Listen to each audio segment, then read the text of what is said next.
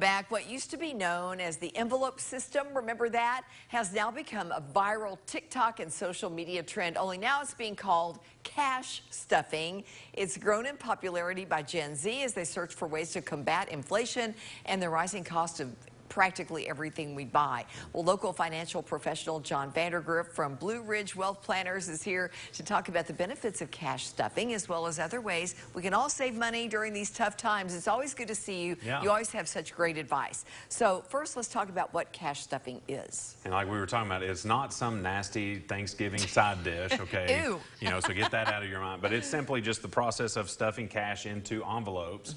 And like we talked about, this is a thing that was made popular by Dave Ramsey way back when. It's now coming back because, you know, typically when things work, you want to use them in a way that, you know, kind of comes back in popularity. And so when we look at this, how big is this?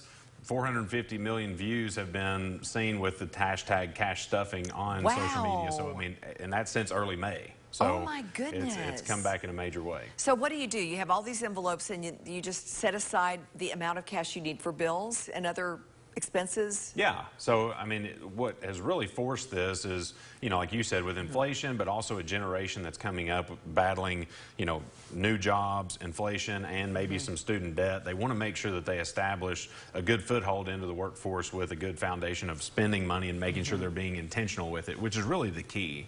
And so whether it's, you know, things that you've got some flexibility on spending or things that you don't, being intentional and knowing where those dollars are going is really the key to using this for your benefit, especially on the short term. Yeah. What do you like about it? What do you not like about it? Well, like we said, I think just starting the process, it doesn't have to be envelopes. You could put it in shoes. It's just making sure that you're in a position where you know where those dollars are going, because what we want to see is the amount of credit card debt that's in our country start shrinking, you know, and there's massive amounts of credit card debt out there. And so this is a way where, you know, by having that money in cash, you're not racking up high interest payments on it, and you're knowing where those dollars are going and hopefully building good, repeatable patterns for the future. What I don't like about it is long term, it's not a good strategy because those envelopes aren't paying you any interest. And even though bank accounts have been paying next to zero, you know, with interest rates going up today as they have been going throughout the year, those short-term accounts are going to start paying something eventually. But really, when you compare that to maybe the longer-term investments like stock investments,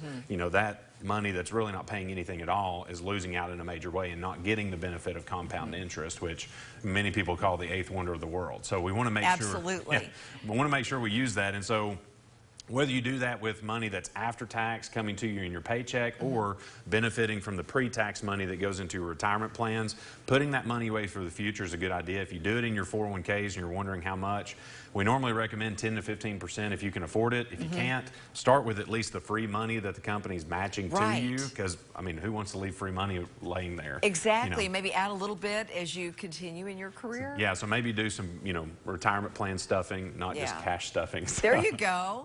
But yeah, whether it's short-term things or long-term, Blue Ridge Wealth, we talk about everything. And so using a financial advisor, if they're really hard on you about that, don't feel bad, because you just need to have good, repeatable habits that you can have that build to long-term sustainable success. So, makes sense. Yeah. Thank you once again. All right, we appreciate it. Don?